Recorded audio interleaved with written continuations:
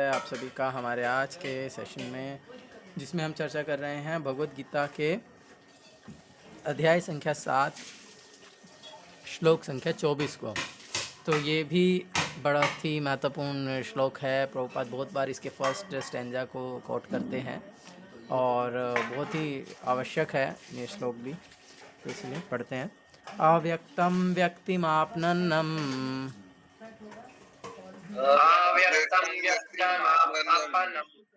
मन्यते माम बुद्धयः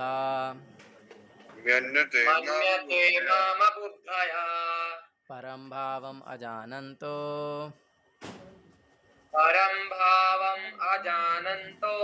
ममाव्ययम् अनुत्तमम्। अव्यक्तं व्यक्तिमापनन्नम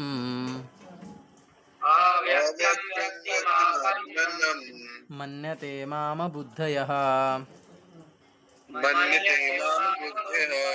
परं भावम् अजानन्तो ममाव्ययम् अनुत्तमम्।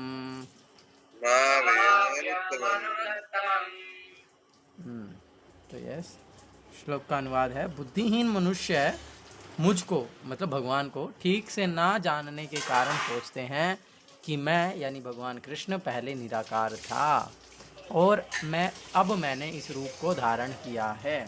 तो भगवान यहाँ पे बहुत क्लियरली बोल रहे हैं कि जो बुद्धिहीन लोग हैं वो क्या सोचते हैं कि जो कृष्ण हैं वो पहले निराकार थे, निराकार ब्रह्म से उन्होंने कृष्ण रूप का धारण किया है। लेकिन ऐसे लोगों क्या हैं, भगवान बोल रहे हैं ऐसे लोग बुद्धिहीन है, ऐसे लोगों में बुद्धि नहीं है। वे अपने अल्प ज्ञान के कारण मेरी अविनाशी तथा सर्वोच्च प्रकृति को नहीं जान पाते। तो क्योंकि उनमें जो है वो ज्ञान बहुत कम है और भगवान तो अविनाशी हैं और सर्वोच्च प्रकृति हैं, इसलिए वे उन्हें नहीं जान पाते। तात्पर्य, देवताओं के उपासकों को अल्पज्ञ कहा जा चुका है और इस श्लोक में निर्विशेषवादियों को भी अल्पज्ञ कहा गया है। भगवान कृष्ण अपने साकार रूप में यहाँ पर अर्जुन से बातें कर रहे हैं, किंतु तब भी निर्विशेषवादी अपने अज्ञान के कारण तर्क करते रहते हैं कि परमेश्वर का अंततः कोई स्वरूप नहीं होता। श्री रामानुजाचार्य की परंपरा के महान भगवत भक्त यमुनाचार्य ने इस संबंध में 2 अत्यंत उपयुक्त श्लोक कहे हैं। त्वां शीलरूपचरिते परमा प्रकृष्टे सत्वेन सात्विकतया प्रबलैश्च शास्त्रे प्रख्यातदेव परमार्थविदां मतैश्च नैवासुरप्रकृतयः प्रभवन्ति बोद्धुम्। क्या बोल रहे हैं? हे प्रभु, व्यासदेव तथा नारद जैसे भक्त आपको भगवान रूप में जानते हैं। मनुष्य विभिन्न वैदिक ग्रंथों को पढ़कर आपके गुण, रूप तथा कार्यों को जान सकता है और इस तरह आपको भगवान के रूप में समझ सकता है। किंतु जो लोग रजो तथा तमोगुण के वश में हैं, ऐसे असुर तथा अभक्तगण आपको नहीं समझ सकते। ऐसे अभक्त वेदांत, उपनिषद तथा वैदिक ग्रंथों की व्याख्या करने में कितने ही निपुण क्यों ना हों, वे भगवान को नहीं समझ सकते। ब्रह्म संहिता में यह कहा गया है कि केवल वेदांत साहित्य के अध्ययन से भगवान को नहीं समझा जा सकता, परम पुरुष को केवल भगवत कृपा से जाना जा सकता है। अतः इस श्लोक में स्पष्ट रूप से कहा गया है कि न केवल देवताओं के उपासक अल्पज्ञ होते हैं, अपितु वे अभक्त भी जो कृष्ण भावनामृत से रहित हैं, जो वेदांत तथा वैदिक साहित्य के अध्ययन में लगे रहते हैं, अल्पज्ञ हैं और उनके लिए ईश्वर के साकार रूप को समझ पाना संभव नहीं है। जो लोग परम सत्य को निर्विशेष करके मानते हैं, वे अबुद्धयः बताए गए हैं, जिसका अर्थ है वे लोग जो परम सत्य के परम स्वरूप को नहीं समझते। श्रीमद् भागवत में बताया गया है कि निर्विशेष ब्रह्म से ही परम अनुभूति प्रारंभ होती है, जो ऊपर उठती हुई अंतर्यामी परमात्मा तक जाती है। किंतु परम सत्य की अंतिम अवस्था तो भगवान है। आधुनिक निर्विशेषवादी तो और भी अधिक अल्पज्ञ हैं, क्योंकि वे अपने पूर्वगामी शंकराचार्य का भी अनुसरण नहीं करते, जिन्होंने स्पष्ट बताया है कि कृष्ण परमेश्वर हैं। अतः निर्विशेषवादी परम सत्य को न जानने के कारण सोचते हैं कि कृष्ण देवकी तथा वसुदेव के पुत्र हैं या कि राजकुमार हैं या कि शक्तिमान जीवात्मा हैं। भगवत गीता में भी इसकी भर्त्सना की गई है।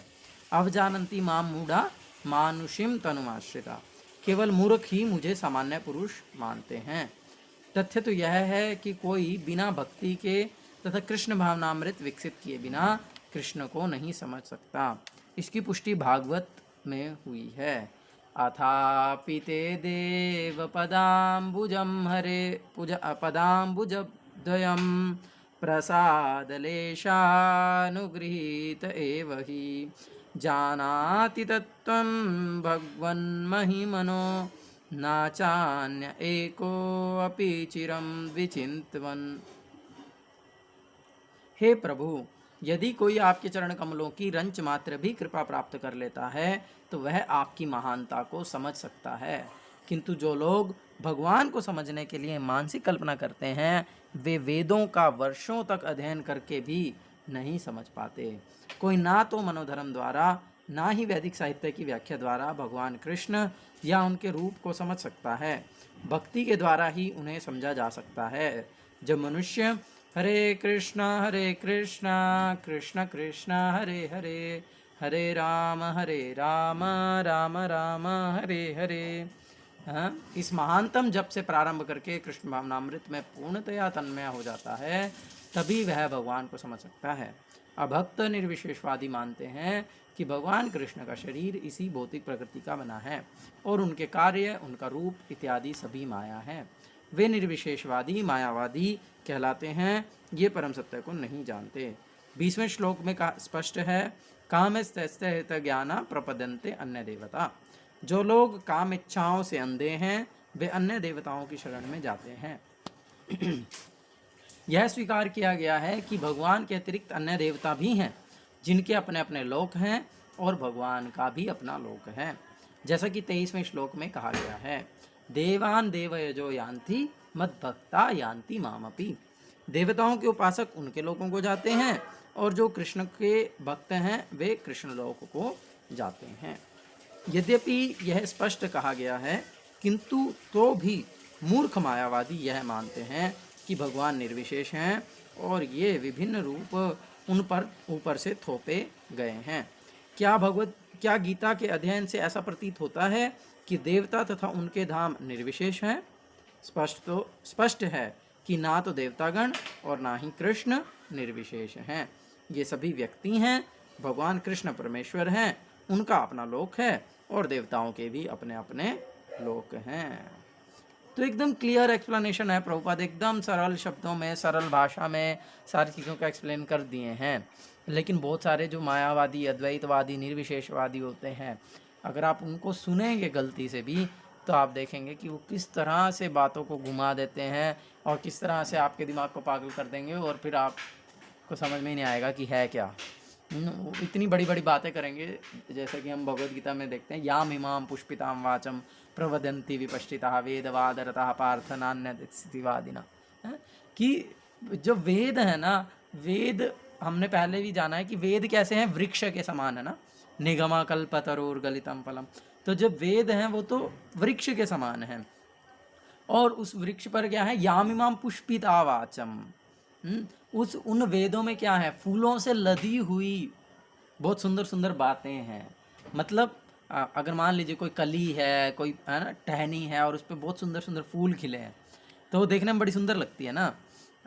तो उसी प्रकार से जो वेद हैं उसमें से बहुत सारी ऐसी कलियां निकली हुई हैं, बहुत सारी ऐसी टहनियां हैं जिस पर बहुत सुंदर सुंदर फूल खिले हुए हैं, जिसको भगवद गीता में क्या कह रहे हैं भगवान, याम इमाम पुष्पिता वाचम। कि ये जो वेदों की बड़ी बड़ी बातें हैं ना, जो कि कैसी हैं, पुष्पिताम वाचम हैं, जो कि क्या है कि जैसे फूलों से लदे हुए टहनियों के समान हैं। लेकिन जो है तो उनसे हमको क्या बोलते हैं, प्रभावित नहीं होना चाहिए। वेदों की जो ये सजी हुई फूलों से भरी हुई जो बातें हैं उनसे हमको प्रभावित नहीं होना चाहिए। तो इसीलिए हमको समझना चाहिए कि भगवान तो अव्यय है, भगवान तो अव्यय तत्व हैं, भगवान को समझना इतना सरल नहीं है। तो इसीलिए कोई भी कुछ भी भगवान के विषय में बोलेगा तो वह स्वीकार्य नहीं है जब तक उसका स्रोत प्रमाणिक ना हो। और भगवान को हम अपनी केवल अपनी बुद्धि से नहीं जान सकते। बहुत सारे लोग बहुत सारे तर्क करते हैं कि अरे अगर भगवान सर्वशक्तिमान है तो वो क्या अपने आप को नष्ट कर सकते हैं क्या है। फिर आप सोचोगे अरे नष्ट तो नहीं कर सकते, फिर आप देखोगे वो बड़े बड़े लोगों को अपनी बातों में उलझा करके तर्कों से हरा रहे हैं। फिर आप सोचोगे यार ये बंदा तो सही है, यही सब कुछ जानता है, ऐसा लग रहा है। तो ज्ञान से भगवान को नहीं जाना जा सकता। इस बात को प्रभुपाद यहाँ पे तात्पर्य में बता रहे हैं कि भगवान को आप ज्ञान के माध्यम से नहीं जान सकते। भगवान को जानने के लिए एक ही तरीका है, वो क्या है? भक्त्या माम अभिजानाति। वो भगवान की भक्ति के माध्यम से ही भगवान को जाना जा सकता है, वो भी जब भगवान स्वयं को प्रकाशित करते हैं। तो उसके लिए जो हरे कृष्ण महामंत्र है हमको उसको दृढ़तापूर्वक स्वीकार करना चाहिए। अतः यह अद्वैतवादी तर्क की परम सत्य निर्विशेष है और रूप ऊपर से थोपा हुआ है, सत्य नहीं उतरता। यहाँ स्पष्ट बताया गया है कि यह ऊपर से थोपा हुआ नहीं है। भगवत गीता में हम स्पष्टतया समझ सकते हैं कि देवताओं के रूप तथा परमेश्वर का स्वरूप साथ साथ विद्यमान है और भगवान सच्चिदानंद रूप हैं, है ना। वेद भी पुष्टि करते हैं कि परम सत्य आनंदमयो अभ्यासात, अर्थात वे स्वभाव से ही आनंदमय हैं और वे अनंत शुभ गुणों के आगार हैं। गीता में भगवान कहते हैं कि यद्यपि वे अज माने अजन्मा हैं तो भी वे प्रकट होते हैं। भगवद गीता से हम इन सारे तथ्यों को जान सकते हैं। अतः हम यह नहीं समझ पाते कि भगवान किस तरह निर्विशेष हैं।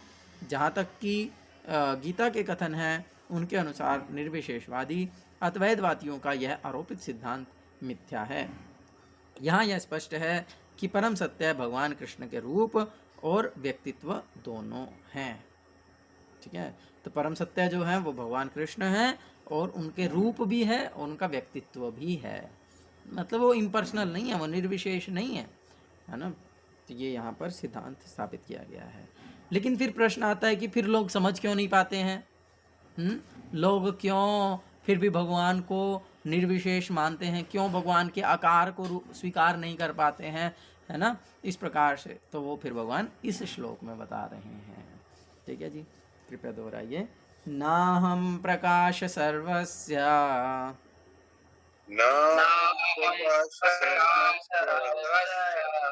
योगमाया समावृतः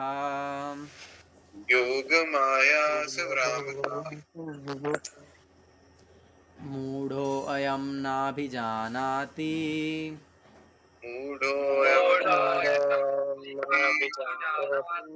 लोको माम् अजमव्ययम्।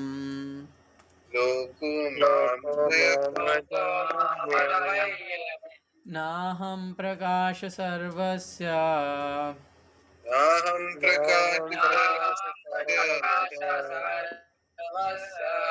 योगमाया समावृतम्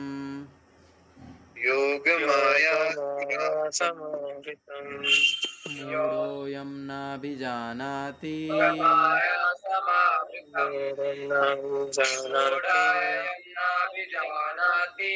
लोको मामजमव्ययम्।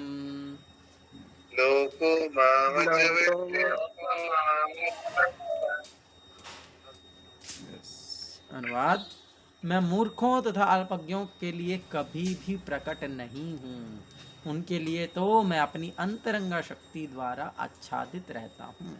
अतः वे यह नहीं जान पाते कि मैं अजन्मा तथा अविनाशी हूँ, है ना। बहुत सारे लोग इस प्रकार से तर्क करते हैं। मोहित प्रभु ने तो सुना भी होगा, कृष्ण भी तो जन्म लेता है, कृष्ण भी तो मर गया है, बोलते हैं ना मोहित प्रभु। आपके उधर तो बहुत सारे इन्फ्लुएंसर्स हैं ना ऐसे। पता नहीं प्रभु कितने तो ऐसे भी कुछ लोग हैं जो कि तो वो भी कृष्ण को भी जन्म लेने वाला और विनाश होने वाला समझते हैं। तो ऐसे लोग जान ही नहीं पाते कि भगवान कृष्ण अजन्मा और अविनाशी हैं। क्यों? क्योंकि भगवान क्या करते हैं, भगवान अपने आप को अपनी अंतरंगा शक्ति से ढक करके रखते हैं और इसी भगवान हर किसी के सामने अपने आप को प्रकट नहीं करते। तात्पर्य में आएगा तो देखते हैं, नहीं तो फिर मैं बताता हूँ। भागवतम का भी एक श्लोक है। तात्पर्य: यह तर्क दिया जा सकता है कि जब कृष्ण इस पृथ्वी पर विद्यमान थे और सबों के लिए दृश्य थे, तो अब वे सबों के समक्ष क्यों प्रकट नहीं हैं? नहीं होते, किंतु वास्तविकता में वे हर एक के समक्ष प्रकट नहीं थे। जब कृष्ण विद्यमान थे तो उन्हें भगवान रूप में समझने वाले व्यक्ति थोड़े ही थे। अगर हम प्रैक्टिकली देखें तो जिस समय भगवान प्रकट लीला भी कर रहे थे उस समय भी सब लोग उनको भगवान रूप में स्वीकार नहीं कर पा रहे थे। जैसे कि उदाहरण, जब कुरु सभा में शिशुपाल ने कृष्ण के सभाध्यक्ष चुने जाने का विरोध किया तो भीष्म ने कृष्ण के नाम का समर्थन किया और उन्हें परमेश्वर घोषित किया। तो शिशुपाल है ना, तो शिशुपाल जो है वो भगवान को, कृष्ण को भगवान रूप में स्वीकार नहीं कर पाया था। कौन कौन जानता है शिशुपाल कौन है और शिशुपाल के साथ क्या हुआ था? कुछ लोगों के चेहरे देख के ऐसा लग रहा है कि नहीं जानते हैं। ओह माय गॉड, शिशुपाल के बारे में नहीं जानते हैं? No idea? Uddhav Prabhu, Sagar, no idea?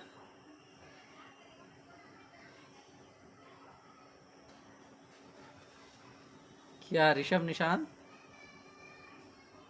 Krishna मुख नहीं पढ़ते हो? हरे कृष्ण प्रभु। नाम नाम हे भगवान, नाम नाम नाम सुनना प्रभु। भगवान ने जब क्या बोलते हैं वरदान दिया कि मैं 3 बार मतलब वही है कि है, मतलब प्रभु वही है कि उसमें मतलब वो जैसे सतयुग में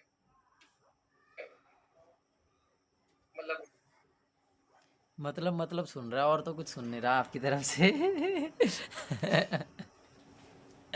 कनेक्शन प्रॉब्लम है। क्या बोल रहे हो उद्धव प्रभु, अकेले अकेले? हरे कृष्ण। मैं तो वो रहा था, हम बड़म्बा तुम यस, मोहित प्रभु बताएंगे शिशुपाल कौन है। हरे कृष्ण प्रभु। जब महाराज युधिष्ठिर ने राजसूय यज्ञ रखा था तब भगवान ने अपने सुदर्शन से उनका वध किया था। 100 गाली देने का वरदान, वो माफ करने का ऐसा वर दिया था उनकी माता को कि मैं इसकी 100 मतलब 100 गलतियों को या सहन करूंगा या गाली को सहन करूंगा।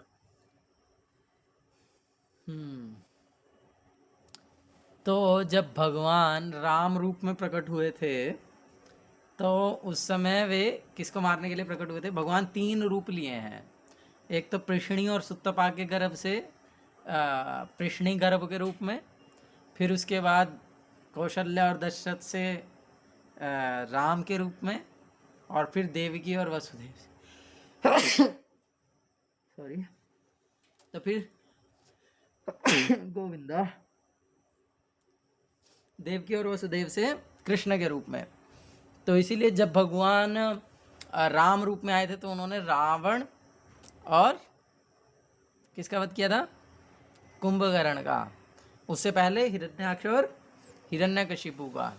और तीसरी बारी में जब भगवान कृष्ण बन करके आए तो किसको मारा? फिर जय विजय किसके रूप में आए थे?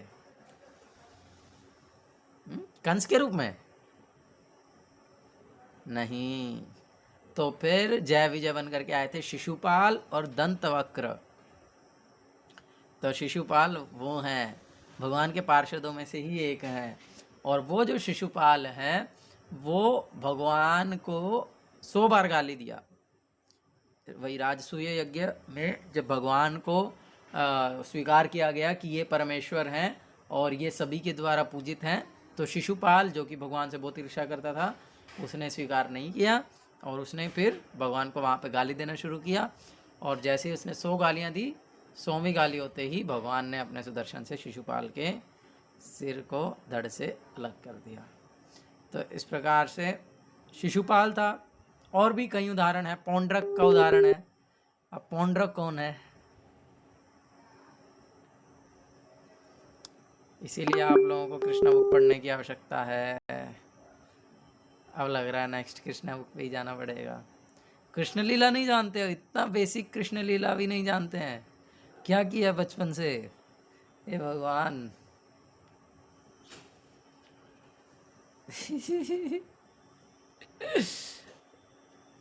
चलिए, तो पौंड्रक जो कि भगवान का अपने आप को पौंड्रक वासुदेव कहता था, भगवान ही मानता था अपने आप को, जिसने अपने नकली 2 हाथ लगा लिए थे कि मेरे 4 हाथ हैं, और ऐसे करके बहुत सुंदर सुंदर लीलाएं हैं कृष्णा बुक में।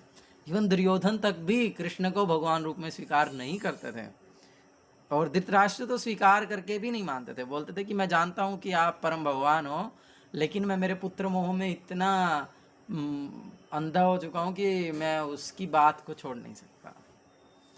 तो इस प्रकार से बहुत सारे लोग हैं जो कि भगवान के डायरेक्ट प्रकट होते हुए भी कृष्ण को परम भगवान के रूप में स्वीकार नहीं कर पाते थे। इसी प्रकार पांडव तथा कुछ अन्य लोग उन्हें परमेश्वर के रूप में जानते थे, किंतु सभी ऐसे नहीं थे। अभक्तों तथा सामान्य व्यक्ति के लिए वे प्रकट नहीं थे। इसलिए भगवत गीता में कृष्ण कहते हैं कि उनके विशुद्ध भक्तों के अतिरिक्त अन्य सारे लोग उन्हें अपनी तरह समझते हैं। वे अपने दुर्योधन बोलता है कि बांध लो इसको, तो अपने जैसा समझ रहे तभी तो बांधने की कोशिश कर रहे हैं। वे अपने भक्तों के समक्ष ही आनंद के आगार के रूप में प्रकट होते हैं, किंतु अन्यों के लिए, अल्पज्ञ अभक्तों के लिए वे अपनी अंतरंग शक्ति से आच्छादित रहते हैं। श्रीमद् भागवत में कुंती ने अपनी प्रार्थना में कहा है कि भगवान योग माया के आवरण से आवृत हैं, अतः सामान्य लोग उन्हें समझ नहीं पाते। ईशोपनिषद में भी इस योग माया आवरण की पुष्टि हुई है, जिसमें भक्त प्रार्थना करता है, हिरण्यमेन पात्रेण सत्यसया पिहितं मुखं तत्त्वं पूषन्न पावृणो सत्यधर्माय दृष्टये। हे भगवान, आप समग्र ब्रह्मांड के पालक हैं और अपनी शक्ति और आपकी भक्ति सर्वोच्च धर्म है, अतः मेरी प्रार्थना है कि आप मेरा भी पालन करें। आपका दिव्य रूप योग माया से आवृत है। ब्रह्म ज्योति आपकी अंतरंग शक्ति का आवरण है। कृपया इस तेज को हटा लें, क्योंकि यह आपके सच्चिदानंद विग्रह के दर्शन में बाधक है। भगवान अपने दिव्य सच्चिदानंद रूप में ब्रह्म ज्योति की अंतरंग शक्ति से आवृत हैं, जिसके फलस्वरूप अल्पज्ञानी निर्विशेषवादी परमेश्वर को नहीं देख पाते। यही कारण है ना, क्योंकि भगवान के शरीर से बहुत ज़्यादा तेज निकलता है, जो कि भगवान की अंतरंग शक्ति का ही एक पार्ट है, जिसको कि ब्रह्म ज्योति कहा जाता है। जैसे सूर्य का गोला है, तो उसमें से इतना तेज प्रकाश निकलता है कि हम सूर्य गोले के अंदर क्या है उसको नहीं देख सकते। उसी प्रकार से जो भगवान का जो सच्चिदानंद विग्रह स्वरूप है, जो भगवान का दिव्य रूप है, उसका इतना तेज प्रकाश है जो कि ब्रह्म ज्योति है, उसके पार देख पाना इतना सरल नहीं है। और इस कारण से जो निर्विशेषवादी अल्पज्ञानी लोग हैं, वे उसी को ही देख पाते हैं, और जब वे उसी को ही देख पाते हैं तो वो सोचते हैं कि परम सत्य यही है, उसके परे क्या है वो तो देख पा रहे नहीं है, तो इसलिए वो सोचते हैं कि यही सब कुछ है, इसके परे कुछ भी नहीं है। तो लेकिन इसीलिए यहाँ पर ये जो भक्त प्रार्थना कर रहे हैं ईशोपनिषद में कि कृपया करके आप क्या कीजिए, अपनी इस ब्रह्म तेज को हटा लीजिए, ताकि मैं आपके, है ना, थोड़ा कम कर लो, ब्राइटनेस थोड़ी डाउन कर लो, ताकि जो है मैं आपके सुंदर रूप का दर्शन कर सकूं। क्योंकि भक्त जानते हैं कि उसके पीछे भगवान का दिव्य स्वरूप है, और इस ब्रह्म ज्योति को पार करने के लिए भक्ति ही एकमात्र मार्ग है। ज्ञान के मार्ग मतलब अपने प्रयास से कोई इस ब्रह्म ज्योति को पार कर ही नहीं सकता। उसको पार करने के लिए भगवान ही की ही जब इच्छा होगी, जब भगवान ही उसको हटाएंगे, तभी व्यक्ति भगवान का दर्शन कर पाएगा। इसलिए श्रीमद् भागवतम में भी ब्रह्मा द्वारा की गई यह स्तुति है, ये वही है, माया जवनी का छन्नम। हे भगवान, हे परमात्मा, हे समस्त रहस्यों के स्वामी, संसार में ऐसा कौन है जो आपकी शक्ति तथा लीलाओं का अनुमान लगा सके। आप सदैव अपनी अंतरंग शक्ति का विस्तार करते हैं, अतः कोई भी आपको नहीं समझ सकता। विज्ञानी तथा विद्वान भले ही भौतिक जगत की परमाणु संरचना का या विभिन्न ग्रहों का अन्वेषण कर लें, किंतु अपने समक्ष आपके विद्यमान होते हुए भी वे आपकी शक्ति की गणना करने में असमर्थ हैं। कहाँ विद्वान लोग या विज्ञानी लोग तो भी संसार की गणना नहीं कर पाए, तो भगवान की गणना क्या करेंगे अपने प्रयास से। भगवान कृष्ण ना केवल अजन्मा हैं, अपितु अव्यय भी हैं। वे सच्चिदानंद रूप हैं और उनकी शक्तियाँ अव्यय हैं। ठीक है जी, आज के लिए यहीं तक हाई फिलोसॉफी है, बाकी हम फिर आगे चर्चा करेंगे। आज के लिए इतना ही। कोई प्रश्न है तो पूछ सकते हैं। हरे कृष्णा कृष्ण कृष्ण हरे हरे, हरे राम राम राम हरे हरे। श्रील प्रभुपाद की जय, श्री गोस्वामी गुरु महाराज की जय, भगवद्वाणी श्रीमद् भगवद गीता की जय। निताई गौर प्रेमानंदे, हरि हरि बोल।